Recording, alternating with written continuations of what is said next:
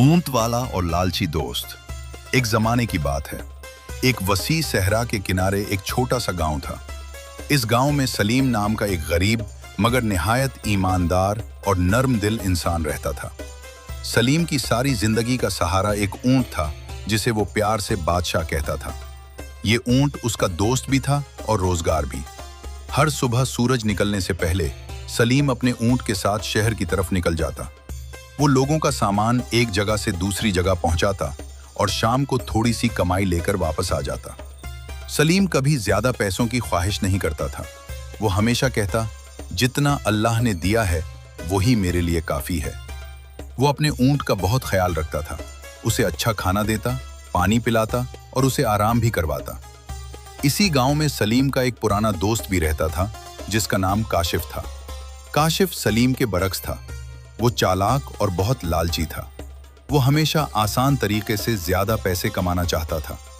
एक दिन काशिफ ने सलीम से कहा, सलीम, तुम सारा दिन मेहनत करते हो, फिर भी थोड़े पैसे मिलते हैं। अगर तुम चाहो तो हम दोनों मिलकर बहुत ज्यादा कमा सकते हैं। सलीम ने मुस्कुराकर जवाब दिया, मैं खुश हूं अपनी जिंदगी से, मुझे ज्यादा की जरूरत नहीं। मगर काशिफ ने हार नहीं मानी। चंद दिन बाद काशिफ एक नया मंसूबा लेकर आया। उसने कहा, शहर में एक अमीर ताजिर आया है। उसे बहुत सारा सामान एक शहर से दूसरे शहर पहुंचाना है। अगर हम उसका काम कर दें तो हमें बहुत ज्यादा पैसे मिलेंगे। सलीम थोड़ा हिचकिचाया मगर आखिरकार मान गया। अगले दिन सुबह उन्होंने ऊंट पर बहुत ज्यादा सामान लाद दिया। इतना ज्यादा कि ऊंट के लिए चलना मुश्किल हो गया। सलीम ने फौरन कहा, काशिफ, ये वजन बहुत ज्यादा है, बादशाह ये बर्दाश्त नहीं कर पाएगा। मगर काशिफ हंसा और बोला, तुम फिक्र न करो, थोड़ी मेहनत से कुछ नहीं होता, हमें ज्यादा पैसे मिलेंगे। सलीम खामोश हो गया मगर उसका दिल बेचैन था। जब वो सहरा के बीच पहुंचे तो सूरज बहुत तेज हो चुका था। गर्मी बढ़ रही थी और ऊंट के कदम लड़खड़ाने लगे थे। अचानक ऊंट जमीन पर बैठ गया। सलीम घबराकर उसके पास भागा। बादशाह, उठो, क्या हुआ तुम्हें? ऊंट बहुत कमजोर हो चुका था। वो हरकत भी मुश्किल से कर रहा था। काशिफ गुस्से में आ गया। ये बेकार ऊंट है, इसकी वजह से हमारा सारा नुकसान हो गया। ये सुनकर सलीम को बहुत दुख हुआ। वो ऊंट के पास बैठ गया, उसके सर पर हाथ रखा और पानी पिलाया। उसकी आंखों में आंसू आ गए।